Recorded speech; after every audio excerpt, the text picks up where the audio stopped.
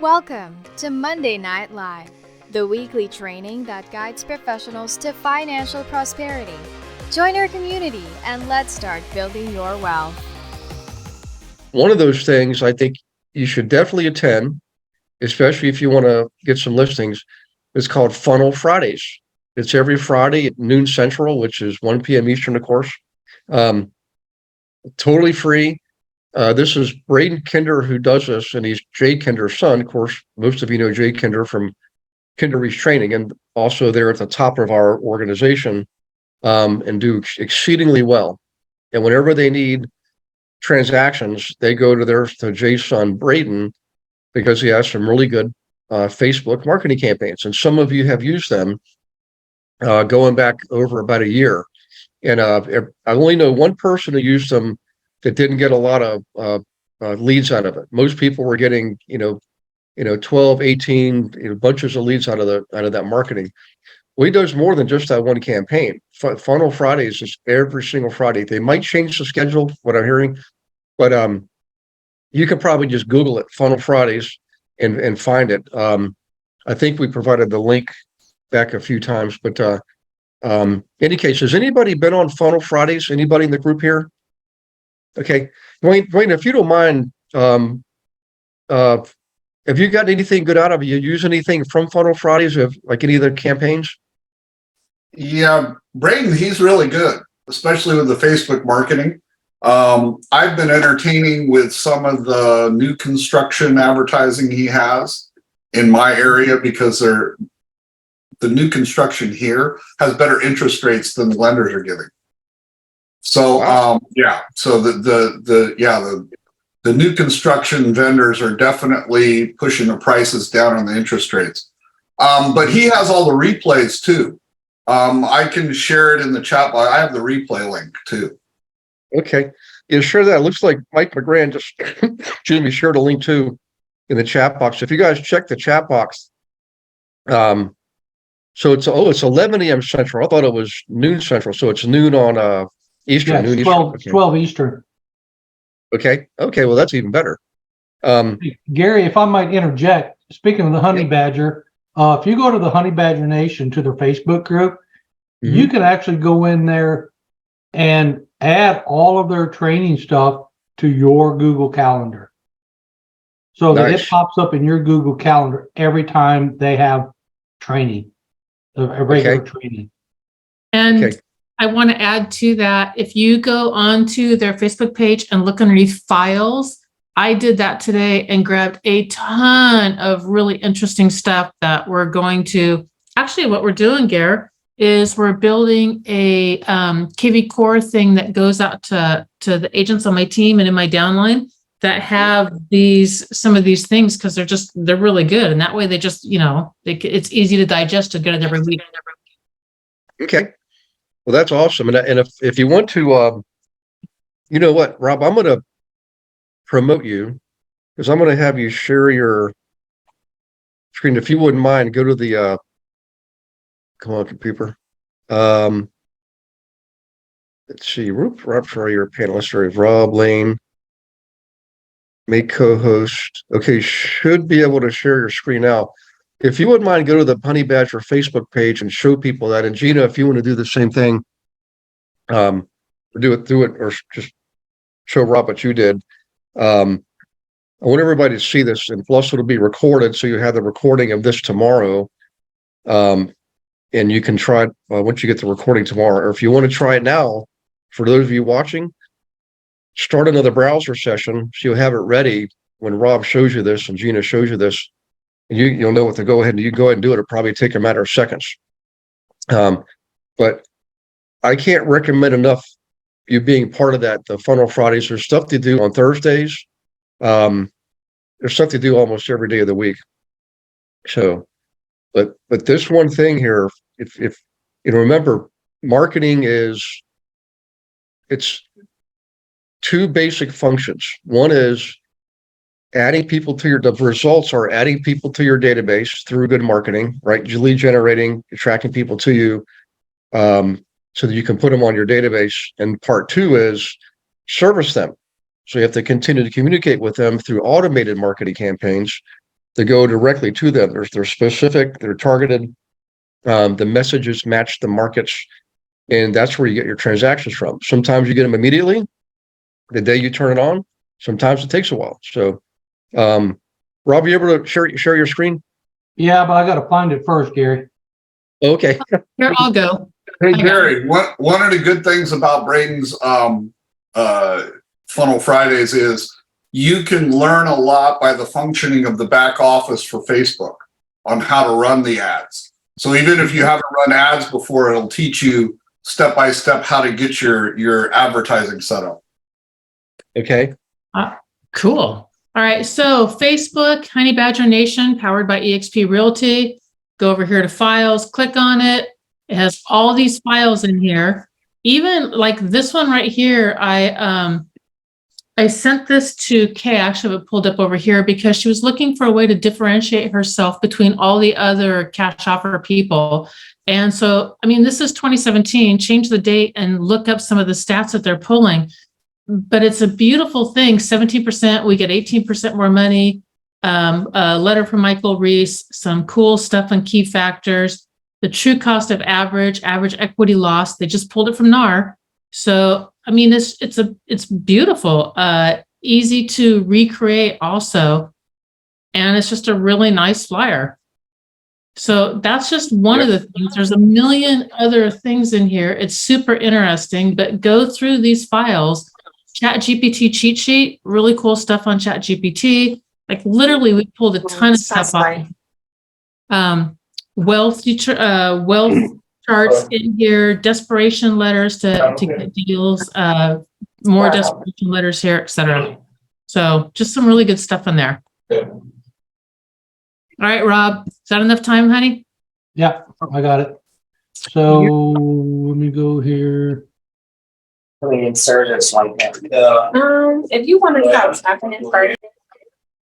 So if you go to the Honey Badger Facebook page, it's and just in the search bar, just type in calendar, or you can go right here, http calendarhoneybadgernation.com. So if you click that, it's going to bring up this here and just follow calendar. And what it does, it adds all of the stuff to your calendar. And that way you have it. You just click on it. It already provides the links within the calendar.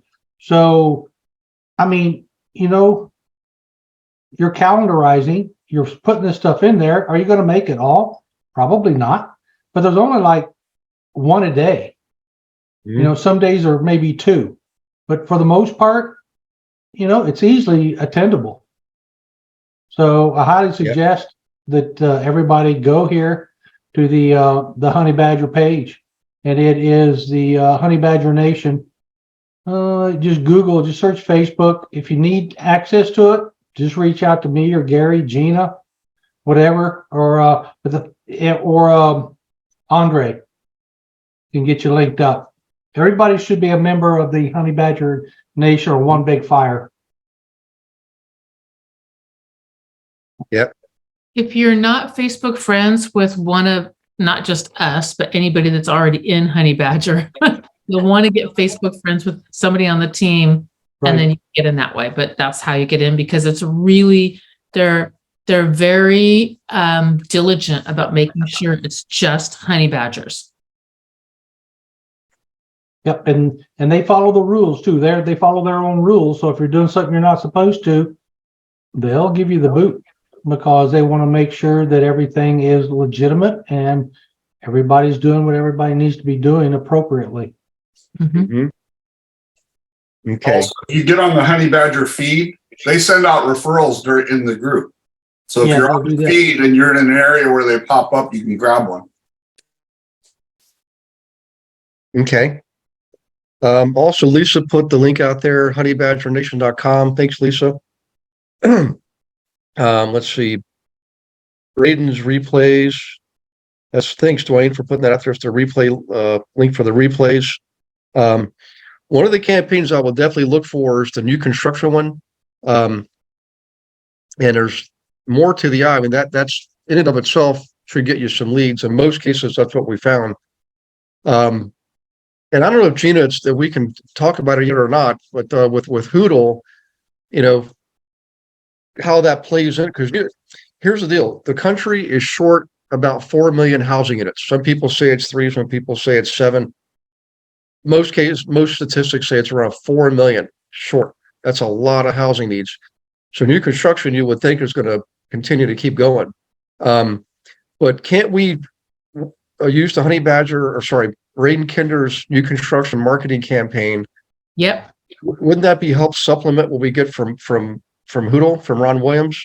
Yep. The two dovetail in beautifully, and we've actually got some people that are using both of those. Okay. Yeah, that's a really good point. Thank you for reminding me of that. Okay. So some of you remember Ron Williams from early April 2022. He taught a great class. Everybody loved it.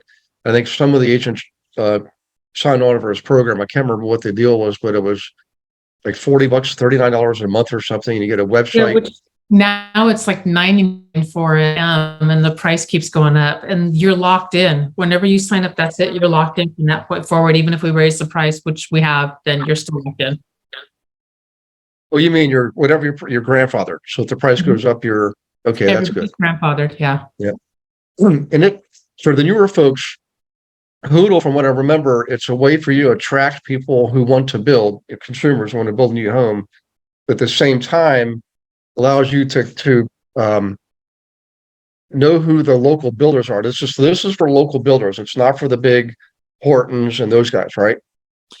Yeah, it's for the small mom and pops, the either small or the smaller medium-sized builders, and it gets you 10 pages. You go meet with the builders. First, you put the information up, which is all public information, so you don't have to ask anybody or anything like that. It gets you another lead source. So you put up some information, you take a couple pictures. It's super easy to load up. You load up that and address. I even have a chat GPT prompt for all the marketing part if you want. We'll load that up super fast for you too. And then once you have that, you can meet with these builders who don't have the marketing dollars to be able to market. So you can meet with them. And then the goal of that is either to be able to pick up buyers from that, which you can use Braden's stuff to pick up the buyer side of it, or ideally to be able to list everything that builder has. So you get 10 pages, 10 neighborhoods, and the first one, second, third, you're probably not going to get the builder, fourth, fifth, but one of them you should be able to pick up that builder, and then that's it. You've got it. Yeah. You've got all of it. So you can list an entire neighborhood at once. That's really the ultimate goal, is to be able to grab that listing side of it. You'll pick up buyers too. Okay. Need some energy. That sounds like good stuff. All right, let's do this. Couple more links came in. Thanks, Rob. This was the adevent.com/calendar. This is where you can get all the classes that you can add to your calendar. Right. Thanks, Rob, for that. And then Gina put one out there. Pitfalls to avoid. It's just, I think it's probably really good for newer agents and dealing with, the guy who wants to look at a million places and is never going to buy. And so it's that kind of thing. First time investors, and I would change that because we work with investors. I would say investors who don't know what the hell they're doing and want you to do all their work, which is what Gary teaches us not to do. It's all their work for them. So it's stuff like that. Okay. Well, good stuff. Hey, does anybody have any questions on any of this? I know we just threw a lot at you real fast. Just check the chat box, copy, hover over with your cursor, those links, copy them and paste them. You can open up a Word document if you want, paste them in a Word document, or simply send yourself an email and put those all in an email. There's several of them there. But it's the fastest, easiest way to plug into all of that training that you all get just for being on the team and in the organization. And this stuff doesn't cost you anything. It's just one of the privileges of being on our team. So I'll go ahead and do that because they'll be up here for a while. Now, the next question I have is, and so if you do have questions, please go ahead and post them, and while you're doing that, I do have a question. Is anyone online tonight used Making It Rain or has looked into it? You just type in the chat box or raise your hand, because I was doing a little poking around while I was eating dinner. and I want to get some feedback from anybody who's actually used it. Okay. Has anybody researched it? Okay. Vanetta, when you looked into it, do you recall what the pricing was? That looks like it's the kind of thing we're not going to find out until we actually go through their sign up process. You know, you're muted, Vanetta. No, I don't remember what it is. Okay. It's easy enough to pull up though. Yeah, I'll go ahead and let me share my screen. Because I went in earlier to bring it up. Let's see. Enterprise, KV Core. Okay. Actually, I should probably back up. So, what you want to do to find this is start off by going in KV Core. All right. So, I'm going to go back up to the beginning. So, when you first log in, I just Googled it, Gary, and there's an answer saying $500 a month. Aha. Okay. Thank you. 2022, April of 2022. So maybe still right around. Inside KV Core, click on Marketplace. When you go here, scroll down, and you're going to see it here in just a minute, right there, making it rain. But then, come on, computer. We'll learn more. It'd help if I hit the right button. But now back to what you were saying, Jen. I did actually started Googling this earlier. So this is did you get something looks like this, Gina? I just Googled Making It Rain by EXP. I wrote cost of EXP making it rain. And so that's where I got it. And it was actually, it's a Reddit thread. And we all know Reddit. Okay. So. Okay, because it looked like they had different levels. Yeah, Gary, if you click on add to KV4 from the KV4 site, it's not going to automatically start charging you. It's going to take you to a page where you're going to select your level. So that's where you can see the pricing, but you have to click on add to KV Core. So it takes it to the actual page and you can see the pricing there. There we go. Is this the one you're talking about, Anna? Yep, that's the one. So scroll down and then you should be able to find the different pricing options. Okay, thank you. How's it going? They're okay. They're in the car with me. Sorry. That's okay. Sounds like you got a party going on in there. I'm more like a jungle. But yeah, I'll take it. Okay. How about let's just click on learn more. Yeah, there's 4 levels: 250, 500, 750, and 1,000 plus a month. Okay. These are for buyer leads. All right, cities, towns. Okay. Well, I'll tell you what, guys. What are you in this screen, Rob? Or you're more of like over there? Yeah. If you keep going down, keep going way down, all the way there. Here You we go go. right there, Gary. Okay. So tier 1, 15 to 25 leads a month. So that's could be as little as $10 a lead. Tier 2, 500 for 25 to 40. All right. Tier 3, 750 for 38 to 60. And tier 4, 1,000 a month. I guess you could have a phone call for that one. Yeah, from what I saw, these are all buyer leads. There's no seller leads here. Okay, interesting. Okay. At least that's what I gathered. Yeah. Hey, Yeah. Gary, there's a different making it there's a different site for listings for seller leads on that same there is. here. Yes. I can't remember what it's called right now, but if you go back to that area where you saw the making it rain and all the different options, there is a site for that as well. Okay. Yeah, there's one for express offers. Okay, I did see that. Let me go back to where I was here. Let's see, making it rain. Well, let me hit the add to KV Core again. Digital lead gen programs, home search leads, express offers. Click on express offers. Okay. Extract. That's not what I was talking about, but okay. Yeah. Well, here's the thing. I think, Manetta, you looked at this before, right? Express offers. What, didn't you get certified? Yes. Okay. Do they charge you a referral fee on these express offers? I don't remember, Gary, because Okay. I haven't. Oh yeah, here we go. So it notes per month, 500 to 750 per month, express offer leads, digital marketing, through. See if there's any more stuff down here. Let me just click on this. See if there's any more information. Here we go. Okay, well, let's just right. I would probably look at this, guys. When you click on the get started button, you're not going to have to pay for anything, but at least it gives you the instructions. Hey, Gary, How to. Yep. I got certified for express offers a long time ago, but there are no buy boxes in my area. So there's no way that I can use it. There are no investors wanting to invest in Southern Oregon. There is up in the Portland area. Okay. But yeah, so it just depends on where you're located. So you do have to, when it gave the boxes, select city, town, and all that, you do have to, I'm guessing you have to do that first before you plunk down any money. I mean, the certification. Gary, actually. Yep, go ahead. Oh, I'm so sorry.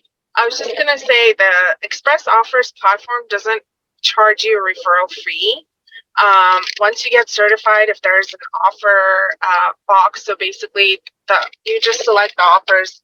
From what I recall from the certification, there is no referral fee, but that making it rain through Express Offers is just basically utilizing Facebook ads to advertise the Express Offers platform, which if you have Zoodelia, there's no need for it.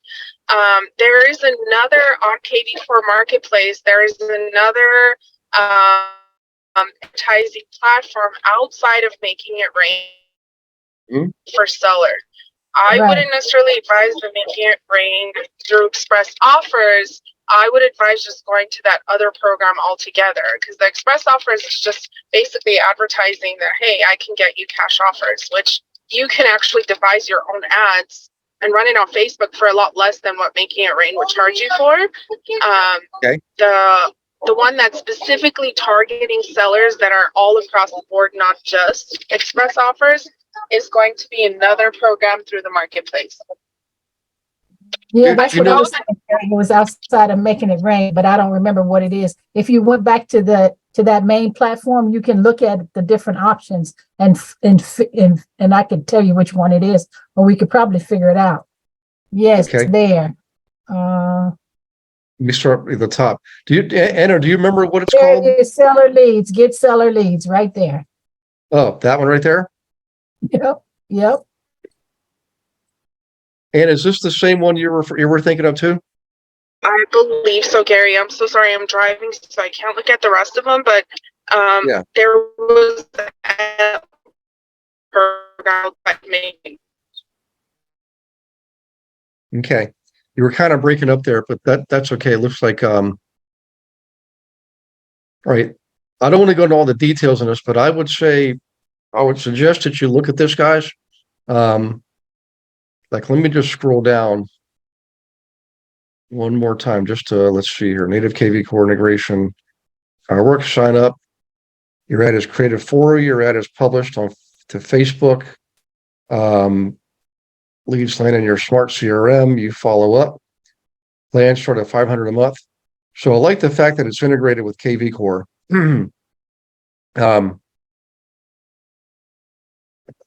Let's just see what their pricing is. Actually, doesn't really. Just an oh, here we go. Medium starter, $500 a month. Business owner, visibility maximizer, and market dominator. 15 a month, 12-month commitment. Okay. Yeah, these things are. I'm assuming they are. So Anna, have you used this one? Not the express. I actually haven't. To be honest, I haven't done those. Only because one other program that I'm using has that option through Google. So that's the one that I was hoping on doing. I have not used this particular one, no, but I've seen it. Okay. All right. Well, I will tell you this. I know Glenn Sanford is a huge proponent of Google AdWords. But I would say before anybody does that, you really need to know what you're doing or be in a training program that specifically focuses on that. Because we played with that before. And just like Facebook, if you don't have somebody like Braden Kinder giving you the exact ad and setting it up and all that, it can be, you're gambling, is what you're doing. But if you have something like that, like Braden Kinder, and I'm guessing that's what these programs are essentially too, they work, So I tell you what I'll do is I'll look into this myself and see if I can dig up some folks that are actually using it. But I'm glad we had this discussion. We started off with making it rain, and we ended up on this one here, which is a nice little surprise because I didn't know that this was here. Oops, sorry. Let me go back one level. There we go. Get Seller Leads was the marketing platform. So if you go back to your the marketplace tab, sure, let's see if it's still spinning here. There we go. So it's right there.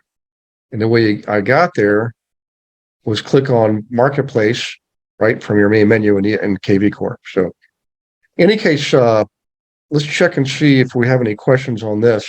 Hey,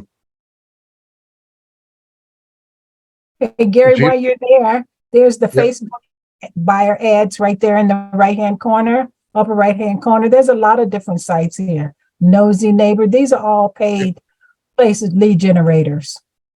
Yep. Yep. Well, Facebook works. I mean, there's no doubt about it. Yep. Okay. All right, well, let's do this. Let me check for questions, guys. If you do have questions, or if any of you have actually used this, or know somebody that does, just go ahead and type in the chat box. Otherwise, we're gonna move on here to the next subject. Let's see, and that is scripts. Okay, for everybody here that's new, you're going to get your own login and password for this. This is the team website.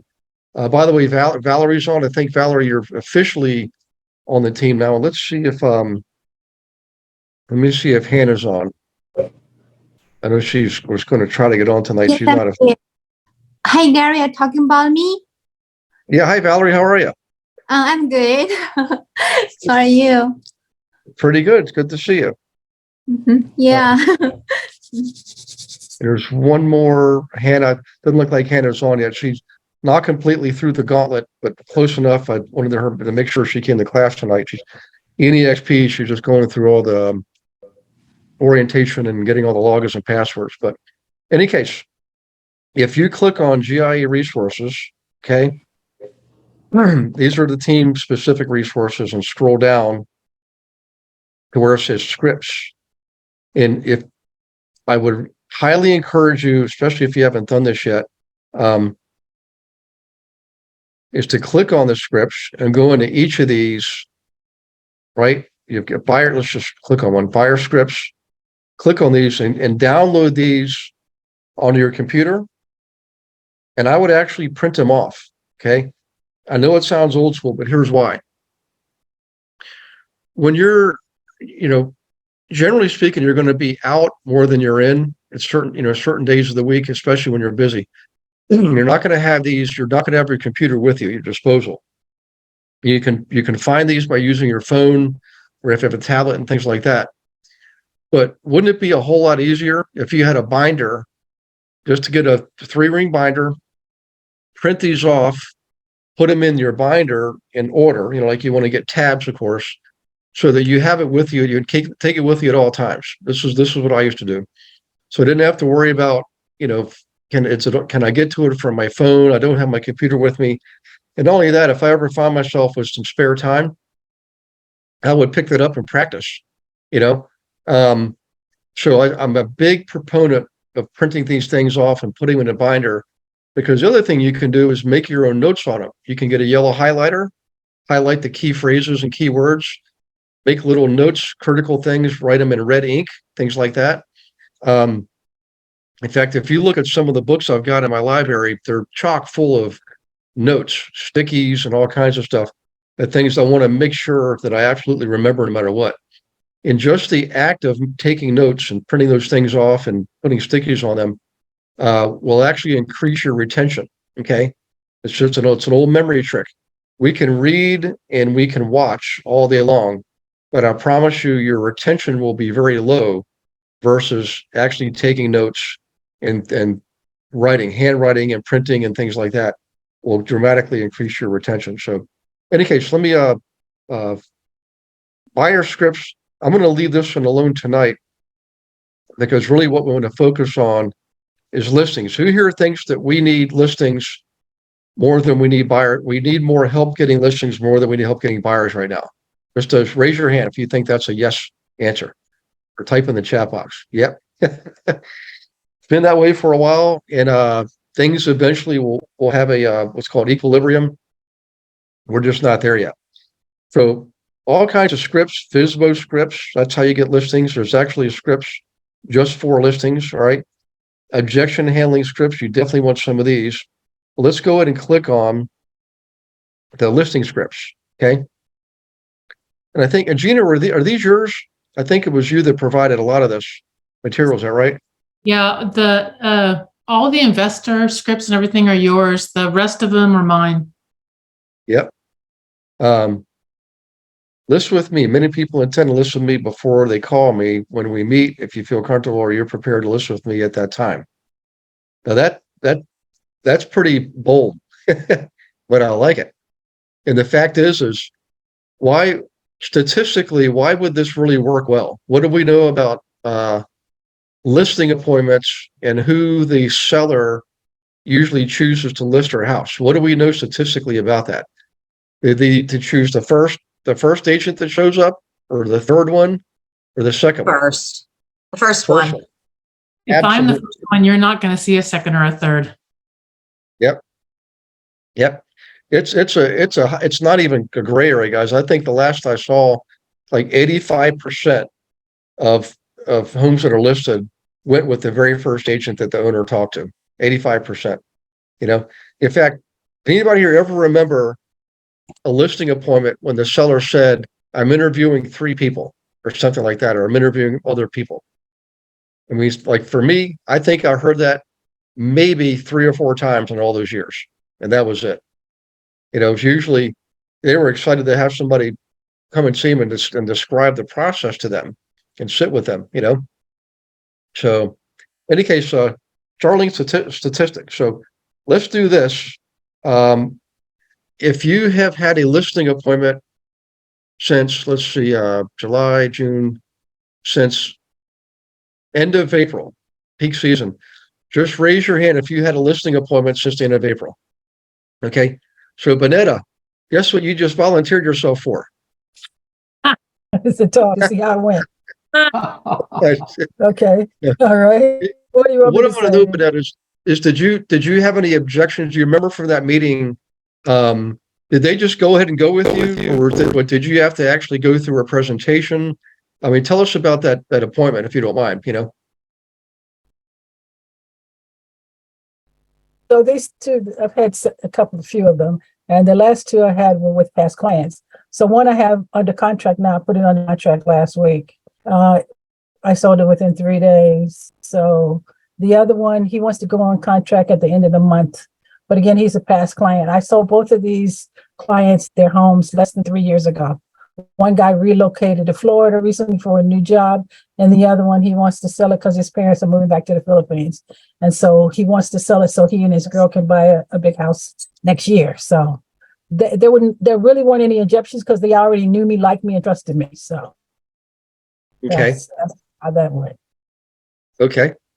Well, Well, good. You get a pass on that. We'll give you a hall pass. You know. All right. By the way, well, congratulations too. By the way, you know. Thank you. So, yep. Okay. What I want to do is I want to look for a volunteer who's had a recent meeting with the seller, and not that it went bad, just but maybe you got stumped on something, or you just quite frankly didn't know what to say. You know. Actually, let me check here, because I know I saw Veronica. Hey, Veronica Jeffries, are you still on? Oh, she must have logged off because I don't see her anymore. Maybe she got scared and logged off as soon as she saw me picking on Annetta. Anna's got her hand raised. What's that? Anna's got her hand raised. Oh, hey, Anna. Anna, would you mind would you mind sharing? You've got by the way, congratulations to you too. I mean, you've got transactions coming and left to right anymore. It's crazy, you know. Thank you. I was just telling my friend I really need to pick things up. It's definitely not going at the pace that I wanted to, but thanks, Gary. I appreciate it. Yep. You're very welcome. Now the ones that you have, do you recall any objections that we can bring up as an example? I mean, it could be anything. Yeah, sometimes. Okay. absolutely. I think the hardest one that made me stomp a little bit in this market is a seller who owns a house and has a really good interest rate and is not really looking to either downsize or to upsize. They're just looking to sell and cash out the equity. And the challenge is the buy side. So they're like, okay, we sell the house. What do we do? Well, you have the option to rent, but of course, my goal is to get them into another home. But to overcome that objection, like right now, I'm working with a seller. We've listed his house. We were about to close. The buyers just pulled out today, actually. But the problem we had was he was actually at a 2.99 interest rate on his home. He was paying $1,500 a month. The challenge was to get him another alternative, another purchase into another home that would be somewhere within the vicinity of what he was paying for. And in this market with the interest rates, it's even with the builder incentives, the lowest he could get was $1,700, which was still $200 more. So I would say that would be the biggest one for me at this point, is to come up with an alternative for them after they sell. Okay. Well, now this is a little bit, I would say not traditional or not a mainstream solution, but the answer is actually in the problem. So the problem is he has a 3.1% interest rate now, and he's looking at something as high as a 7 if he decides to sell what he's got and buy something else. But the reality is if you remember back at the end of January, we had a guest teacher talking about assumable mortgages. And he mentioned that, yep, contrary to popular belief, a lot of mortgages actually are assumable. They just have to be a qualified assumption. That in the old days, you didn't have to qualify. You could just say, I want to buy your house and I'm going to assume your mortgage. And it was a piece of paper, it was fine. And that was pretty much it. Well, now you have to qualify just like you qualify for your own brand new first mortgage. So what he could do is if he wants to find other property, as long as it's not new construction, if it's an existing home where that owner wants to or needs to sell and their mortgage is also 3% or something low like that, as long as it qualifies, he could buy that property on an assumption. He could assume that person's mortgage and have a 3.1% mortgage rate.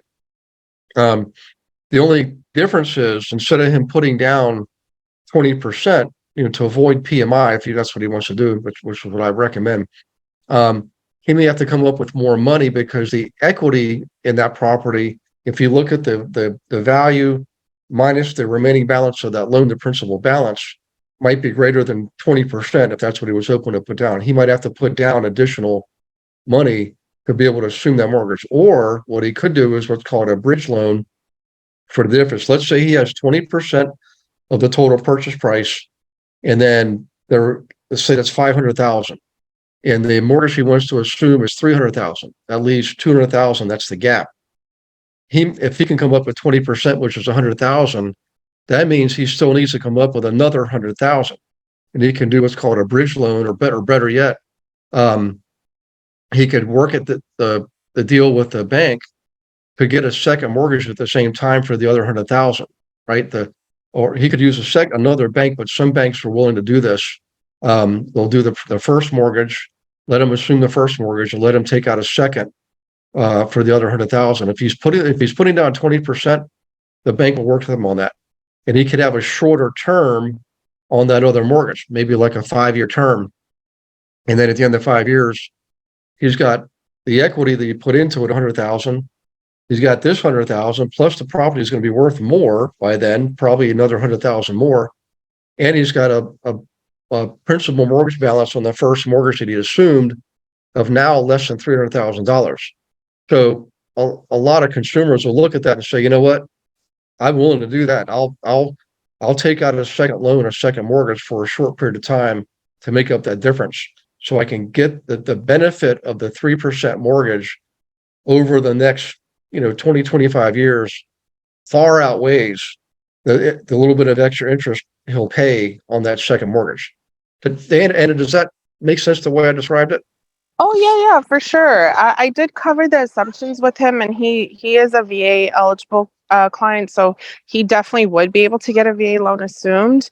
Okay. His challenge was he didn't want to take on a second mortgage, and he also did not want to lose any of his equity. He wanted to pull out the equity for his son's education. So to come up with something where he could hold on to the equity and could avoid a second mortgage, we had a challenge finding another property that didn't have as much equity in it, because you're looking at about at least a year worth of equity, right? So for the interest rates to be as low as he was wanting. So that was the challenge for us in this one. Okay. Yeah, I can see that. Gary, I have a question. Where would somebody find a loan to assume? Well, Any government loan. Oh, sorry. Go ahead. No, go ahead, Anna. Yeah. Oh, sorry. I was just going to say the government loans are actually assumable. So FHAs would be assumable. VAs would be assumable. My MLS specifically does not disclose the seller's loan type. But if I had to reach out to individual buyers, individual sellers, agents to figure out that, hey, this one's a VA loan, so that would be that would be an assumable loan. That's an FHA, and USDA as well. So you can't assume conventional loans, but you can assume the government issued loans. You might have to do a little bit more digging if your MLS doesn't disclose what type of loan the seller has. If I can add to your conversation, if you don't mind, there's actually a loophole to that ruling, that St. Germain Depository Institutions Act of 1982. There is actually a loophole to that, which is actually what you're talking about, which is where they change that, where loans aren't assumable. Every loan is assumable.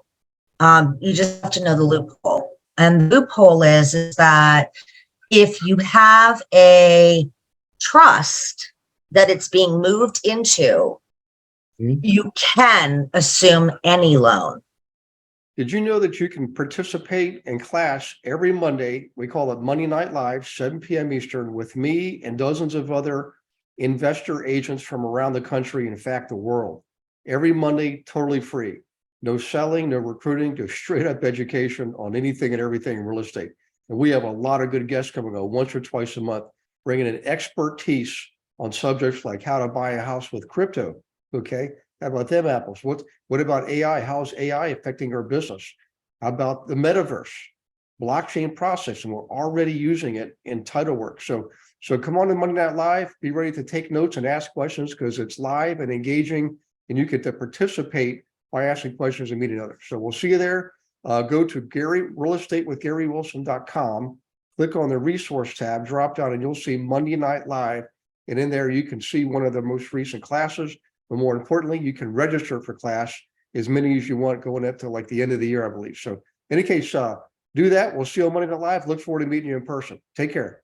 Any loan at all, but you have to know what you're doing. You can't just buy it with it. You can't buy it, you know, as a person, as an individual, or as an LLC or anything like that. It has to be moved into a trust.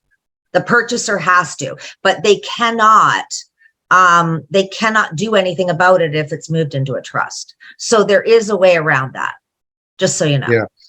Yeah. The bank, anytime a property is put into a trust, in the legislation, it has a clause that says a bank cannot call a note due on any property that's held in trust. You know, right. So that's why a lot of lenders will tell you first buy the property and then put the property in a trust, because if you open up a trust and then try to buy the property in the name of the trust and you want to put a mortgage on it, a lot of banks either won't do that mortgage, that loan, or they'll make you put down a lot more, because that's called a non-recourse loan. The bank has no recourse if they're going default. So they might at the most lend 65% of the value for something inside a trust, but in a lot of cases they want 50%. They only loan up to 50% of the value of the house that's inside a trust. Some banks just won't do it at all because they have no recourse. It's protected. The trust protects the house from being taken over, and really the note from being called in. But what Anna was saying is true. The loans that are underwritten by the government, and that's, if you think about it, FHA, I think Freddie Mac's part of that too, VA and USDA. And aside from that, mortgages from banks that are they're outside of FHA rules. They're all banks have to follow certain FHA rules, but the banks that are not selling their mortgages, they're doing what's called portfolio lending. They're lending money to you to buy a house, and you will forever pay that mortgage payment to that bank, versus a bank that's selling their mortgages. And some of you have had this happen to you. You buy a house, and within a year, you get this letter saying from now on, you'll be making a mortgage payment to ABC Corporation. So anybody have gotten one of those before? Your mortgage got sold. Well, that's where the restrictions are. Okay, on a bank that does portfolio lending, where they keep all the mortgages themselves, they can use at their discretion. They can decide to make a loan assumable or not, right? And by the way, even if they put in their mortgage documentation that loan is not assumable, don't be afraid to ask the bank, because they might look at you and say, you know what, we'll want to let you assume that mortgage because you've got a good track record. Like for me, there was a bank called, Karen, you probably remember First Commonwealth Bank. So I had several $1 million outstanding with them. I don't know how many mortgages at one point, like 30 mortgages. And they would let me assume, because I was already a client, had a good track record with them, even though in their documentation it says that their loans are not assumable. And those were portfolio loans. They did not sell their mortgages. But what I'm getting at is, even if it's in writing, it doesn't hurt to ask. They're not going to throw you in jail because you asked. If you have good credentials and you make a good case, you say, look, I want to take this person's 3% mortgage over. I've got the cash to make up the difference. And by the way, I'm putting my cash in your bank. So you have control of that cash. Do you think a lender's going to take a look at that? Heck yeah. That's a good credit risk for them. So in any case, I know we got off on a tangent there, but very timely, because I think as the Fed continues to raise rates, they just did again a couple of weeks ago. They said they'll probably do one more by the end of the year. I think they might do more. When mortgages are 7+, which is still really good, guys. Historically speaking, 7% is good, believe me. But it's more than twice what they were a little over a year ago at 3%. That's a huge difference. That means that it's the market of assumable mortgages becomes a lot more desirable. So it's really important for you to understand all this and think of that as an alternative for your clients, like Anna did. It doesn't sound like it's going to work for this guy because he wants the money for other purposes, like college. Excuse me. And Anna, if I can come up with another solution, I'll let you know. But does he have to sell? Can he keep his existing home and rent it out, do you think? And does his B eligibility allow him to take on more of a mortgage? Because remember, VA eligibility is based on total dollar amount. It's not like how much property you know? Yeah, for sure. The only thing is he needed to pull out that cash, so he wanted to sell it. And he was not, unfortunately, his income was not sufficient for him to justify taking on another mortgage. His DTI wasn't what was cutting it too close to buy without selling this one. So that was the challenge that I had with this one. But what Okay. about if he did it and did a rent to own type of a scenario, and then could get a big down payment out of that from the rent to own person? Wouldn't the DTI be fine because the rent would cover the mortgage plus put money in his pocket in addition to the cash out? I like that option, Gina. So basically just do a rent to own instead of sell straight up. I like that option. Half of them fail anyway. I mean, it's not ideal, but that half of them fail, but they do. Most of them, a big chunk fail. Yeah. You could do a big down, because a lot of people, especially now, have cash, but they don't have credit. And so down payment's not an issue. It's the credit that's the issue for whatever. Mhm. I like that, Gina. Thank you. You're welcome. Yep. Okay. Let's see. It's 2 minutes till 8. So we always like to give everybody the 1 hour whistle. If you need to go, that's fine. I appreciate you being on. If you want to stick around, I'll stay on a little bit longer. Because I wouldn't mind doing a couple of role plays with you and look for at least one more objection from a listing. I heard a good objection for buying, not for a listing side. Can I share it real quick before I head out too? Sure, absolutely. Yeah. Someone said, I don't want to buy now. I want to wait for the interest rates are high and I want to wait for the prices to come down. And then the objection handler back was, well, if you think interest rates are going to come down, why don't you buy now? And when they do, just refi it. Because I can guarantee you, if the rates go down, the price of the house is going to go up. Mm-hmm. Now, I don't think the rates are going to go down, but that person certainly thought they were going to go down. Yeah, I mean, eventually they will, but the Fed it seems like there's been some improvements overall. In other words, it looks like the rate hikes are starting to have their effect. But the challenge is going into recession, and statistically we should be in there. But just like any other recession, it never hits when the numbers say it's going to hit. It usually ends up happening a year or 2 or 3 later. In fact, the last big recession, people were calling for it as early as 2002.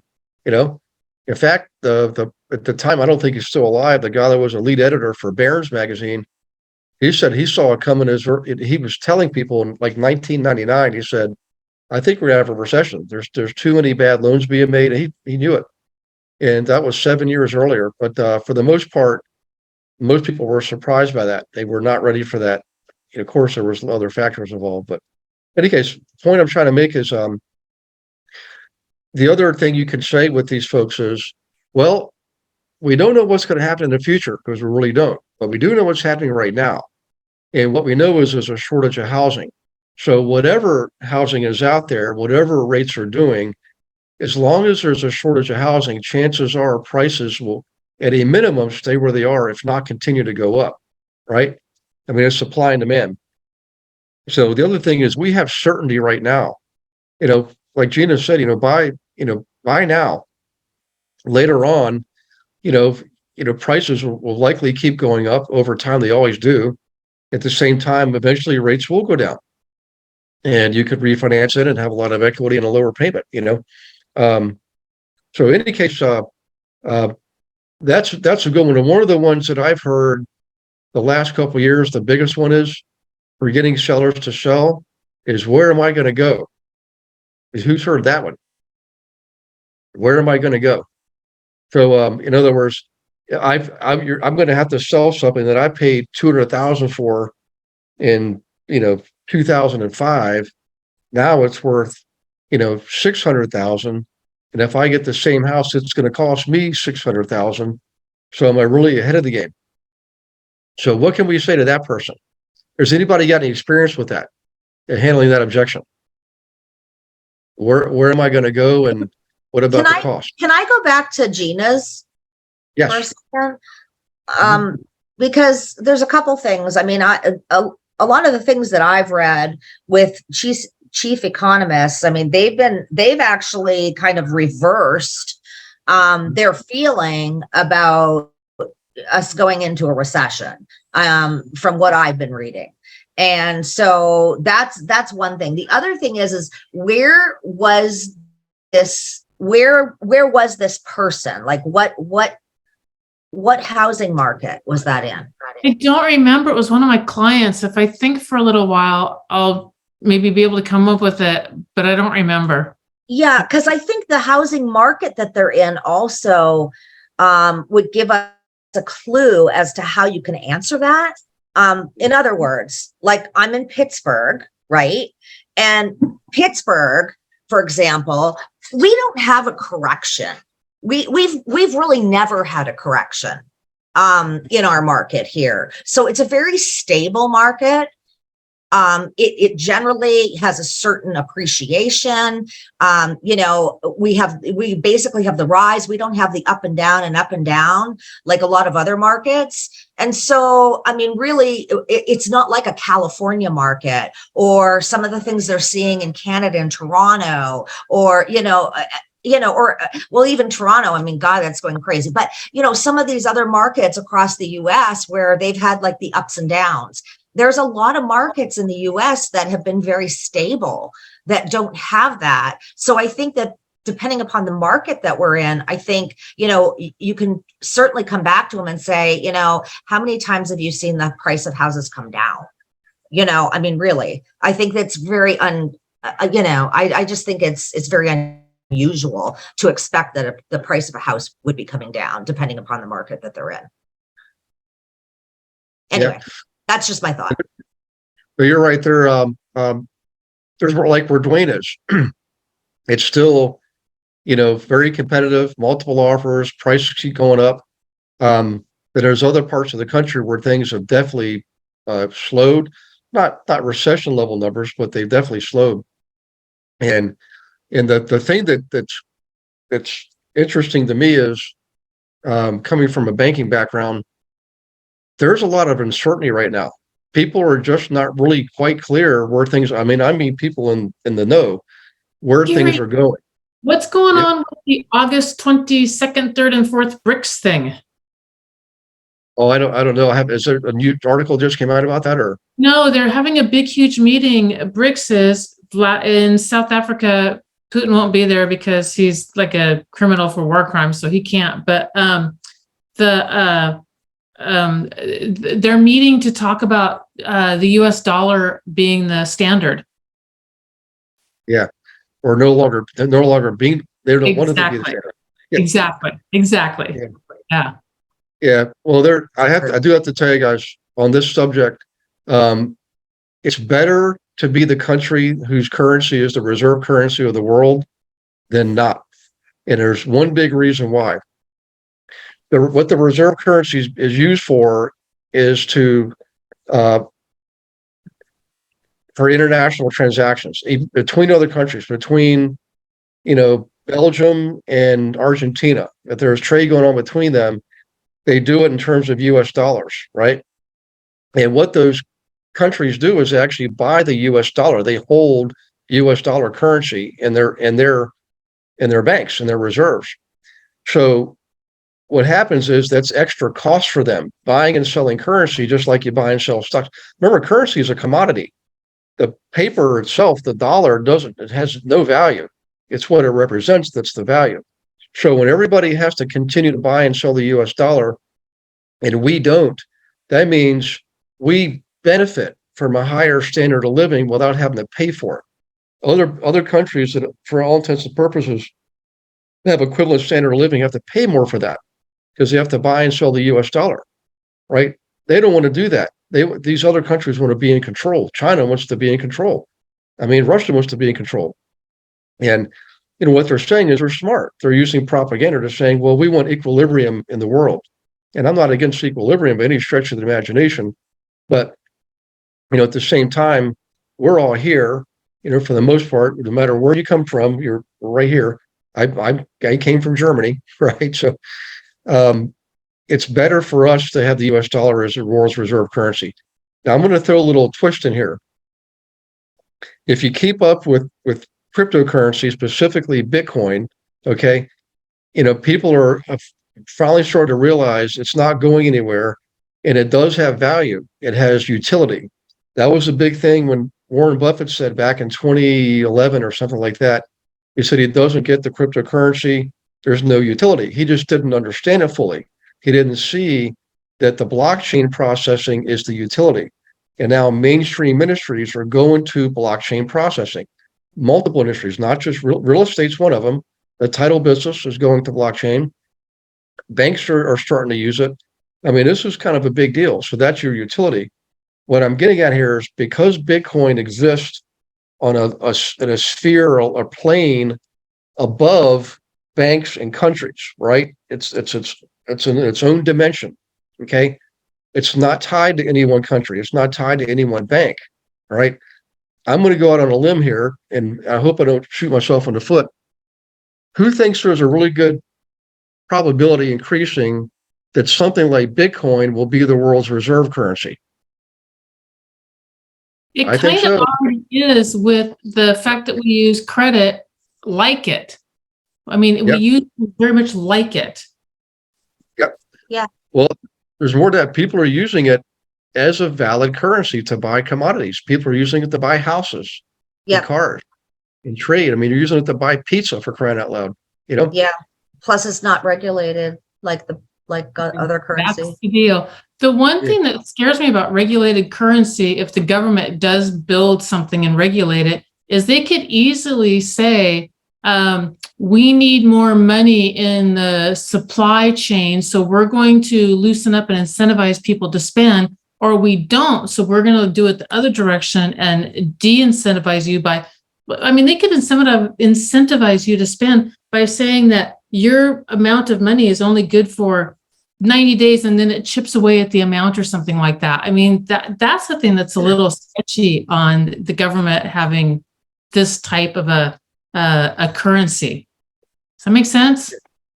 Yeah, the digital currency gives governments too much control, too much information. They can track everything you're spending your money on. It belittles your freedom, But the other thing too is now there's credit being established because you can get credit cards. Let's say you have whatever, $100,000 in Bitcoin. You can get a credit card that allows you to use the Bitcoin to purchase gasoline at the gas pump. It's actually happening today. You can do it today. And that exchange occurs in the programming. You don't have to worry about it. The gas station doesn't have to worry about it. It happens all internally. They're at the point of sale, POS called point of sale. It's all, just say it's in US currency, but behind the scenes, the money, the value came from the cryptocurrency, right? Mm-hmm. So in any case, that's another form of utility. It has usefulness. That's what utility means. So I just see that increasing. I don't see it decreasing. I see it increasing rapidly. I see people forming metaverses, right, with blockchain behind it for retailers to sell their products. Just like you go onto Amazon or any online website, Saks Fifth Avenue, Nordstrom's, you name it, all of that can be done through the metaverse, and all the transactions can be done on blockchain, right? So in any case, fascinating subject. I know we got way off the tangent on that one, but the whole thing about the BRICS is they want to compete with the West. They want to compete with the NATO-based countries, and exercise some control over what happens in international trade. On the surface, you might think, well, there's not doing anything wrong, but when you concentrate control and power and money too much in one area, you're going to invite fraud and corruption. And believe me, I love the United States. I'm an American through and through. I die for our country. But look at what's been happening in our country in the last generation or two, a couple of generations. I mean, it's happening right now. I'm not going to go down that rabbit hole as far as politics goes, but look at the stuff that we're talking about on the news. Look at what Congress is involved in. They're not involved with passing legislation for you and I. They're involved with suing each other, investigating each other. That's all they do anymore. It's like, what the heck happened to writing bills and passing bills? Yeah, that's what they're supposed to don't do. give a crap about the American people at all. Yeah, it's insanity. So, on the one hand, maybe it's hard to blame BRICS for doing what they're doing because they're tired of the monkey business, you know. So, in any case, all in, the bottom line is this, and this will make you feel better. Still today, the U.S. and the U.S. dollar and the economy is still so powerful. You know, it would take a lot to tear that down, right? It would take it'd be, you know, who knows, it could take decades. If you look at the history of world politics and economics or economies, we're not the first reserve currency. We only became the world's reserve currency out of World War II. Before that, it was England, right? Before that, it was Belgium. And believe it or not, way back in history, the Chinese yuan was the world's reserve currency at one point. So it's not like it doesn't change, but you know, whoever has that benefit is going to have more control, and eventually they'll, you know, squander it or you know, get too political or succumb to fraud and corruption and ruin it all, or they'll go into debt. Here, I've mentioned one thing, and we're going to move on. There was one article that came out that said the reason we're in so much debt is because we're the world's reserve currency. That's not true. That's crazy. It's insane for someone to say that. The truth is we're in so much debt because our government keeps printing money without the accompanying value. That's why we're in debt. So when you hear somebody say that, well, the reserve currency doesn't really mean a lot. It's not. No, it's a big deal, and it does mean a lot, and it doesn't cause you to go into debt. You know, not being disciplined with a budget causes you to go into debt. Spending more than you make causes you to go into debt. So in any case, how does this affect us? Well, it remains to be seen because now even the experts are confused. When you look at the stock market, it's over 35,000 again. The Dow Industrial Average is over 35,000. Real estate keeps trucking right along. But part of it is this. This is the thing you need to take home with you tonight.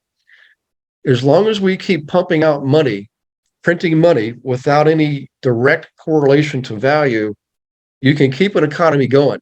The problem is you're going to cause massive inflation. It might be subtle, but Karen mentioned Canada. I used to live in Canada, and you'd be shocked at what it costs up there to live. Just, you think gas down here is expensive?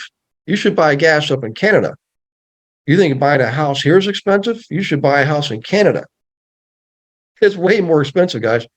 And it all looks good on paper, but how can you keep going? People are getting left behind. I mean, there's people in this world that are on fixed incomes, elderly people. They can't keep up with this stuff, you know? So in any case, eventually, you know, every bubble bursts, and that's what we want to look out for. It's not something to panic about, it's something to prepare for. Because what's one thing we know about real estate when there's a recession and foreclosures on their increase? What do we know about those houses? Do the houses just get torn down? Mm-mm. More millionaires are made during recessions than any other time. So it's really time for us to gear up. Yep. The houses just change from one hand to the other, you know? It's always going to be there. It's one thing I like about real estate is companies, big corporations come and go. Real estate never goes away. The worst that could ever happen is the government just takes over that and it makes it a public service. That could be disastrous, you know. But I think I don't see that happening in our lifetime. I don't think it would ever happen. I think that would probably trigger a revolution. If they wanted to do that, I don't think you're going to lull people to sleep enough to pull that one off, you know. So who knows? Maybe that's my famous last words. Well, Gary Wilson said, you know. But, the point I'm trying to make is Understanding all this is really important because it helps you understand how you can prepare yourself strategically. So if you know that we're likely to have an increase in foreclosures, and volume will drop and so forth, or the nature of transactions will shift, how do we participate in that? Well, you're still a licensed real estate agent. You still participate. You're just serving different clients with a different strategy. So it's definitely important to study and learn and study this marketing. Go to the marketing campaign tab and look at those campaigns and see which ones you might want to learn, if you want to prepare for an increase in foreclosures, So I would encourage you to talk to the banks. That's what I would do. Use the banking one. So in any case, what time is it? 8:17. Okay. Any questions? Let's see. Oh, Michael, someone on our team mentioned to me that his investor pool for related projects has dried up. Any opinions on their own investors and attitude towards investing in today's market? I mean, I don't know. I mean, the investors I know, they're still trucking right along. I mean, there are markets that might be more difficult to invest in, but as long as there's money there, as long as the capital markets are lending money, we'll always have real estate projects going on. Now, we'll tell you last spring when the Fed first raised interest rates, some of the capital markets did tighten up a little bit. They didn't go away. They just, and that's their job. When they see the Fed raising interest rates, that to them is an indicator that things are overheating. And when things overheat, that's when you have a bubble that bursts. No big, no BlackRock, White Oak Financial, the big, MetLife, the people that lend private money, big money on big projects. They have to be really careful. They can't take a lot of risk. So they're very risk averse. When they see something that looks like an indicator of increased risk, which is rising interest rates, they will pull back. They won't disappear. They'll make it more difficult for people to borrow. So the people who are able to borrow money in that type of a lending environment generally have better credentials. Okay, just a fact of life. Let's see. Michael's also saying a gold-backed digital currency or mineral-backed digital currency, like a currency that would unify the continent of Africa together, backed by their natural resources. Yeah, there's you can already find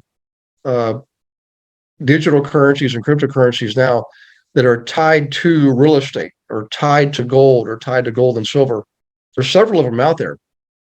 And I think you're going to continue to see that. That's more utility in terms of the it's not really that they're unregulated.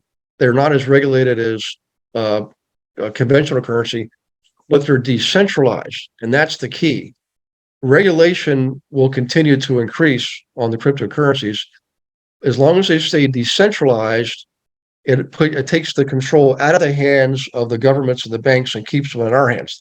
That's why we like decentralized currency, because you and I are the ones in control, right?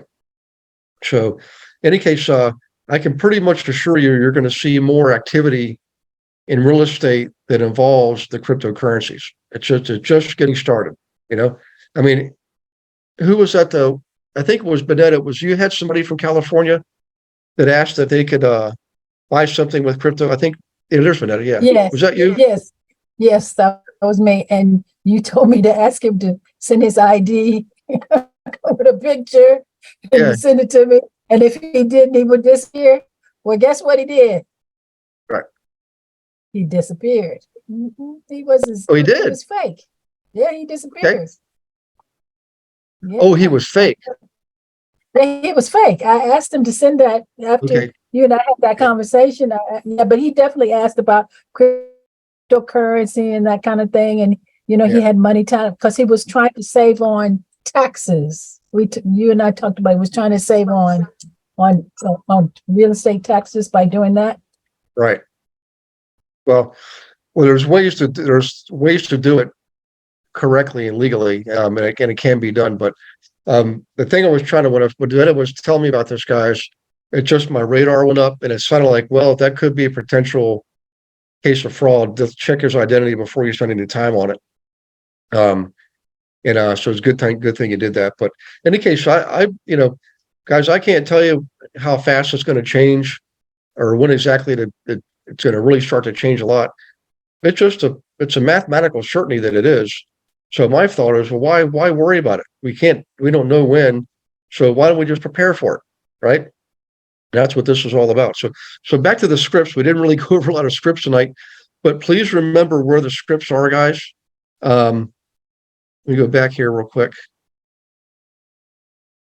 So if you go back to the team's website, globalinvestoragent.com, I'm sorry, realestatewithgarywilson.com, click on GIA resources, okay, right here. And then scroll down on the right-hand side to the scripts. And I'll challenge you, even if you don't want to get a 3-ring binder, to go ahead and print off at least the script on the listing scripts, the objection handling scripts, and also I would print off these two here, expired and FSBOs, okay? I would do also the commission handler ones and pricing scripts. There's a lot of stuff in there on pricing. Yeah, I agree. So commission handlers, pricing, and definitely the one cold calling for scripts for investors.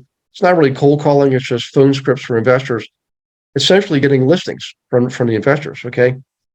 Pricing scripts that's really important because you're going to have people ask you at least half of the time, can you do it for less? Instead of 6%, can you do it for 5%?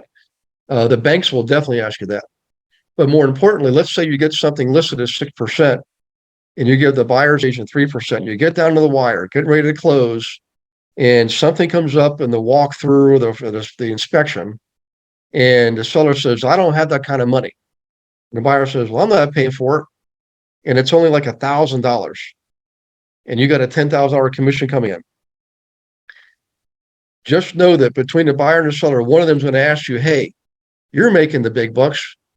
Why don't you kick it in? Let's everybody pass the hat, And I know agents on this call who've probably done that, And you know what? The logic is I'd rather have the commission than not have any commission at all. I'd rather have some of the commission than none at all. And I hate that scenario. I don't want to make anybody feel bad. But I'll give you somebody who did that, and he's left the team back in the winter time in Florida. But in any case, it was Michael, a different Michael, and he had a transaction. I think the commission was $17,000, and something happened right before closing. I think it was the lender said, you know what, our underwriting department looked at this again. The buyer was qualifying for less than they thought. And it was like literally the week before closing. And it was a shortage of almost $5,000. And without even discussing it with him, Mike just went ahead and took the hit, no questions asked, just took the hit. And I'm like, Mike, I mean, we're still friends. We talk. We just spoke probably a month ago. I said, at the bottom line is what you should have done is say, look, I understand if you don't get this money, we're not going to close. I would first ask them, please ask their family and friends and neighbors and everybody, right? Coworkers to help out. And if they did that and didn't get any results or didn't do it at all, if it was me, this is what I would do, guys. And if it had to be done, I would say, look, I know I'm not a charitable organization. I'm a business and I've got a family to feed just like you do. This is my income. It's just imagine your boss came to you and said, you know what, we're going to cut your salary this paycheck. Sorry, but we don't have a choice. How would you feel about that? That's what you're asking me to do. So I said, I think you're worthy of a small loan because the bank thinks you're worthy. I'm willing to make a loan to you, okay, for the $5,000 and make it part of the closing. So it's documented. So if they don't pay you, you can go and record that. And you got to, whenever they sell the property, you can get paid. Okay. So always remember that something sizable like that, guys, make it in the form of a loan. You can make it interest free if you want. I charge some interest on it. Make it part of the closing process. So it's recorded. Okay. And then if you have to, you can file against them later on, and they can't sell the property until that note is satisfied. So just keep that in mind. Any questions on that one? Has anybody had that happen or have another solution for that? I mean, 5,000 is not the big end of the world, but that's still That's a lot of money for anybody, you know? Big hit. Okay. Is everybody ready to go? Everybody's being kind of quiet tonight. Let's see here. For Brittany Taylor, by the way, guys, everybody welcome Brittany. Brittany's been on the team for just about a month or so, and it's got her first deal. We're trying to track it down now. So, yep. Good to see you, Brittany.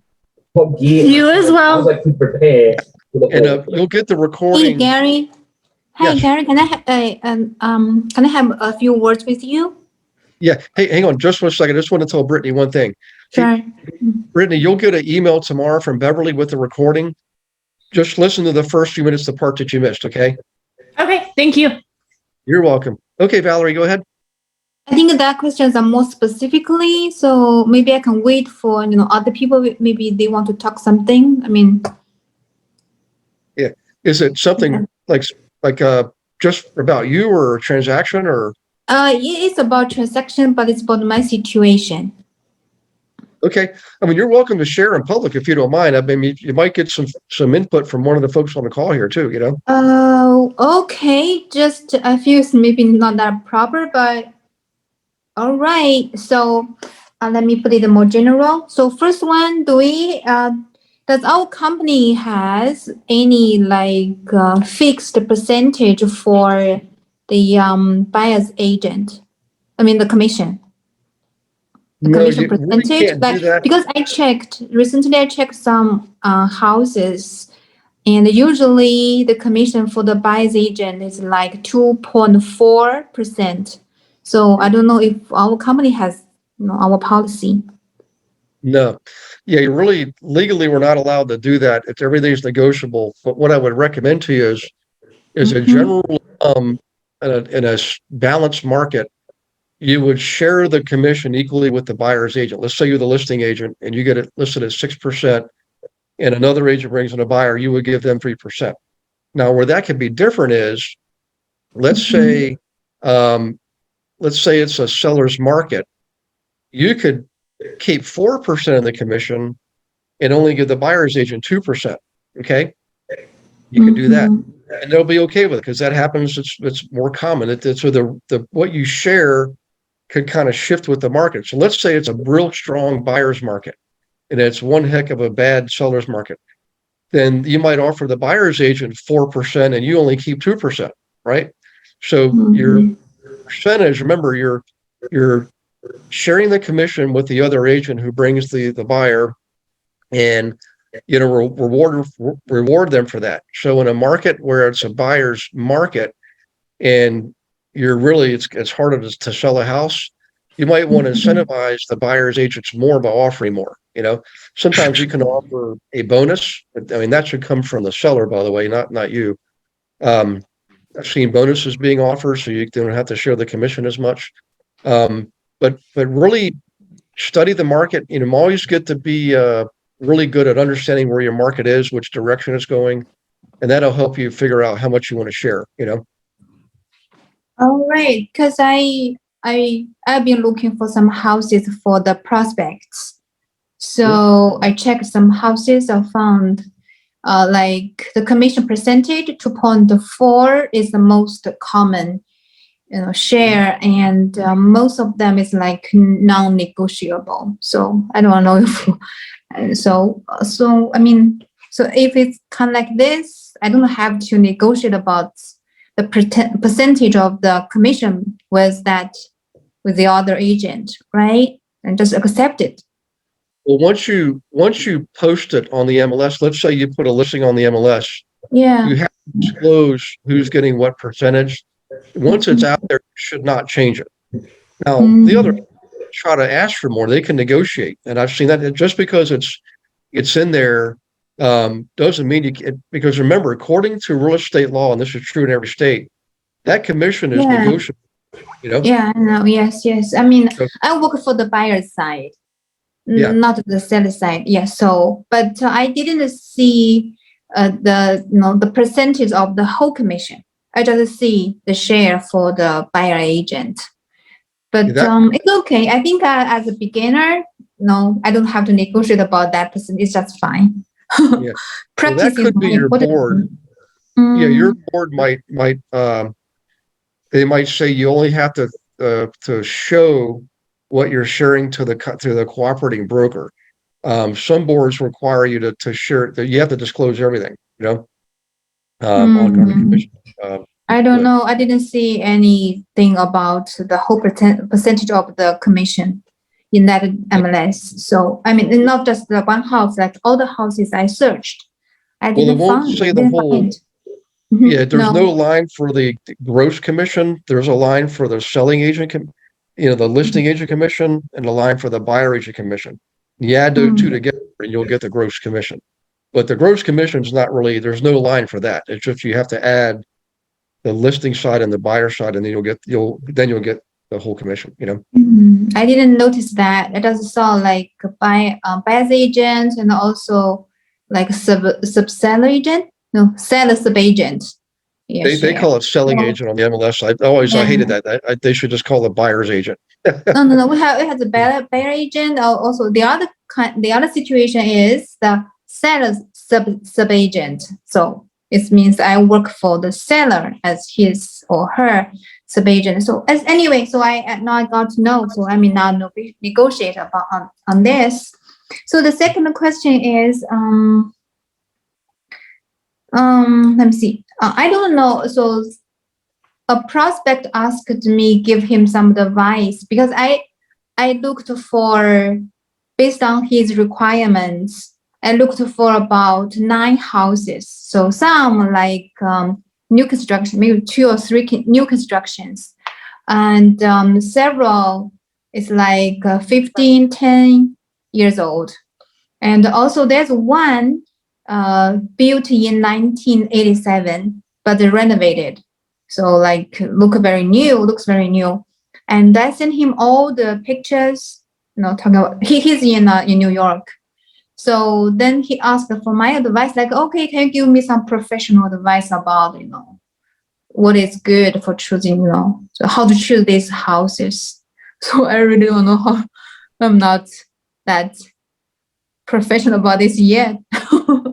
So he's asking you what house you think you should buy. Yes, or like good options. Okay. Yeah, there's actually a script and a document for that. I'm trying to think where it is. What you do is there's a buyer interview form, and ask them, what do they prefer, ranch style home versus a 2-story home versus Cape Cod. So you would ask them what style they like. Then you would ask them how many bedrooms that they require. That they require a finished basement, things like that. So you want to find out what their needs and wants are. And one really good thing to do, Valerie, is based on the information that he gives you, the answers to those questions, find those properties on the MLS and then send them to him. You can go over them with him and say, okay, this is a great trick, by the way. Let's say you have 9 properties. I would say, okay, look at all these 9 properties together. If you could only buy 8 of them, which one would you not buy? And then you eliminate that property. Then you do the same thing again. You say, okay, now there's 8 properties left. Let's say you can only buy 7. Which one would you most likely not buy? Then you eliminate that one. So you use process of elimination to narrow that down, because at the end of the day, that decision has to be the consumer's decision. I would never, ever tell a consumer, I think you should buy this house, because it could open you up for, for possible trouble later on. But that process I just gave you is a really good way to help them narrow things down. And you can advise them and say, well, Mr. So-and-so or Mrs. So-and-so, you told me you needed 4 bedrooms, but this one only has 3. So we should probably put that one aside and only focus on the ones with 4 bedrooms, right? So the information they give you, you can use in that process of elimination. This is not a problem, because when I searched for the houses, of course, based on the number of the bedroom, bathroom, garage, square footage, and also the price range, all this just match their requirements. Also, he's asking for the area with a better elementary school. So so I search my search meets all these requirements, but still there are many. So when he asked about some principles, I'm thinking about how to tell him. So let's see. Well, can I suggest to him to narrow down the houses to like 4 or 5, then come here to look by himself? Do you think that 4 or 5 is a good number? Yeah, generally you want to have a minimum of 3 and no more than like 10. 6, actually, statistically, 6 is the ideal number of properties to show somebody. On average, people retain information on about 6 properties, but anything more than that, it's hard for them to keep everything straight. And if you only show 3 or less than 3, that's generally not enough for them to make a decision, All right. Yeah. Okay. Okay. Valerie, I'll throw in and absolutely Gary's is absolutely right on that. I mean, you consider if you apply that same logic of decision making to anything else, even if you go to a fast food restaurant or anything, if there's too much stuff on the menu when you go out to dinner, some people just shut down. They can't really make a choice because there's too many options. So their choice winds up being no choice, which is a choice because that's no sell for you. But I would say even take it one step further. Coming from a retail background, selling jewelry and other things, and then getting into real estate, the logic that Gary said about, which of these houses would you not buy? Let's say you have 10 houses, 15 was certainly too many. But if you have 10 houses, you show them, discuss 3 of them, and then say, of these 3, which do you like best? If they were going to buy one of the first 3, then you settle on one, then you get rid of the 2. Then you show them 2 more and say, okay, of these 3, the one that you liked and these 2 new ones, which of these 3 do you like? And they'll choose one. Okay, keep that one. Then you show them 2 more of these 3, which one do you like? And it absolutely process elimination. And if they can't make the decision based on those kind of things and you need to help them along, you said you were looking at houses that were new construction versus things back in the 90s and the 80s. Other things that they may not consider is the age of the roof, the age of the air conditioner unit, things like that. Those things have wear and tear and will require replacement. They could spend $10,000, $20,000 on a new AC unit, $20,000, $30,000 on a new roof. They might not be thinking that today upon buying the house, but if you're buying a newer construction home, you've got a lot more life left in those things. So me as a buyer, I'm not going to want to walk in and close on a house, even if it's about the same money, knowing that 5 years from now, I've got to cough up another $20,000+ to replace an AC unit or a roof. So that's not today's money, but that's money that's coming, and it certainly would sway my decision. You know what I mean? Yes, I understand. So actually, when I showed him all the options, I talked about the roof and the HVAC system already. For example, that 1987 built house is renovated. It's the roof is like within 5 years, and the HVAC system is also like 2-3 years plus like that.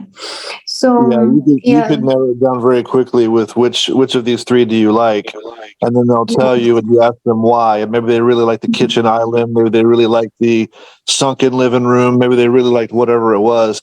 So you call the house that feature, that way they can remember it. Then you get the next 2 houses and you kind of do the same thing. Then at the end of the 10 houses or whatever, you got 3 left, and they still pick one of those 3 you like.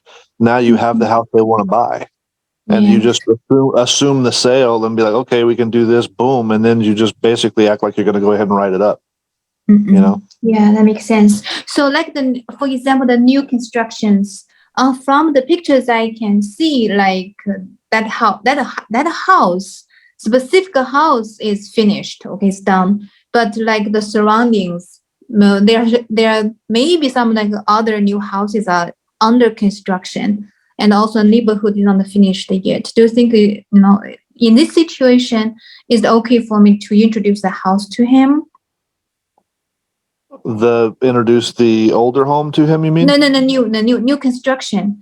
I mean, the new construction, that house is done, but around this new construction house, there are some other houses are still under construction, and also the neighborhood is like not finished yet. So do you think it's a good idea to introduce this kind of house to the prospect? I'm sure everybody has an opinion on this. I've run into that before, where you want to be careful not to introduce, again, too many choices, because it could give them reason not to buy yet. And that's what you don't want. But one thing that I ran into, you can use the new construction as an asset, because if I'm buying a house and next door to me is an empty lot, my house value very likely will go up once that empty lot is developed. So if you've got new construction going on around the house that you're buying, your property value will go up just because of the new construction. So that could be an asset for Reese for him to buy the existing house already. If you go ahead and introduce the new construction that's coming that's not built yet, you potentially delay yourself from earning a sale, or you just introduce, again, too many choices, too much to think about. I'll wait till those houses are finished being built, and then I'll make a decision. Right. And you have the psychology behind it. You have to use in your favor. That's a closing tactic. I don't know if anybody else has an opinion on that, but that's what I would say to that. Your goal ultimately is to satisfy them and get them what they want and the best value they can get. But the ultimate goal is, to sell a home, right? All right, so makes sense. Yeah. Get them to buy what's available, not what's coming available. Yeah. Really, one of the most important things, Valerie, is to really do the questionnaire early on, so you really understand the styles and number of floors and square footage, and then it helps you narrow down your search, because then you let them know for you. And don't go outside that. Whatever they say, 4-bedroom, 2-bathroom colonials, just stick with those. Don't show them ranches or anything like that. Just you do that interview up front, and then show them the absolute best value in that price range, in those parameters, that number of bedrooms, that number of floors, that location, whatever it is they're looking for that meet their requirements. Absolutely stay in that box, and then show them the best value that you can find property in that value box. All right. So I can now even do this. Like, I have a client, prospect asked me to find a house in Cary. So based on his price range, I just found like 3 houses actually. So I think it's like 2 is not enough. So I enlarged the area to like Apex and also Morrisville and a little bit to the Raleigh. So actually, I'm not supposed to do that, right? I don't know how big an area that is, but I would say correct. Don't do that. Oh. How far do they want to drive for work? 20 minutes or an hour and 20 minutes? He said he's coming here after retirement. He pay more attention to like a tennis court. Like golf. That's the question that you would kind of want to ask. Like, my folks are looking to buy a home right now, and one of the decisions they're looking at is they don't want to live too far from the mall. If they want to go out to dinner and go have something to eat or go have some entertainment, they want to be within an hour of that kind of a thing. They don't want to drive an hour to go have dinner, because the property. So if you ask them those interview questions up front, they want to be 10 or 15 minutes maximum outside of town. Your opinion shouldn't matter there.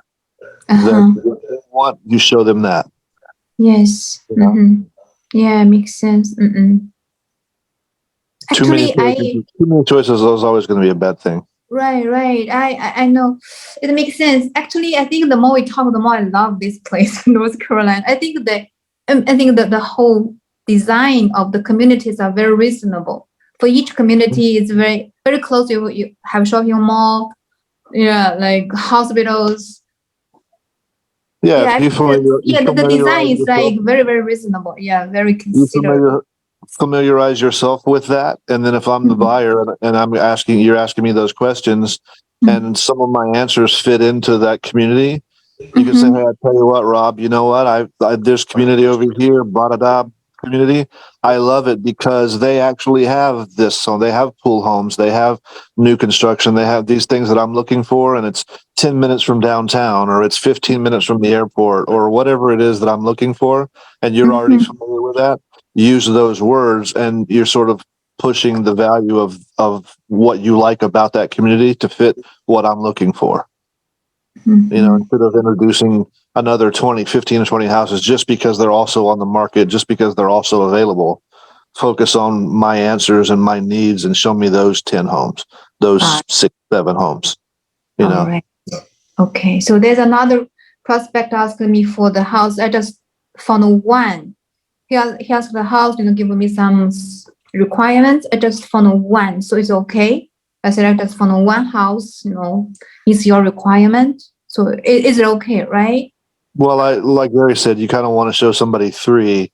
The psychology of buying, the psychology of buying that I was taught years ago. Even if you're looking for a watch, if you're looking for a car or earrings or anything, people need to feel that they're doing their due diligence. So they're going to go compare style, they're going to compare quality, they're going to compare price. And psychologically, most people can't do that if you don't give them at least 3 options. Because 3 options make them feel that they know what's out there, they know what's available, they can see what they can choose from, and they'll make a decision. If you only show me one, what are you going to automatically wonder? What else is there out there? Well, that's all that fit your parameter. Oh, okay. Well, what do I need to change about my decision to make me get another choice? So I wouldn't show them just one. You can certainly show them that one, but then show them something as similar as they can. All right.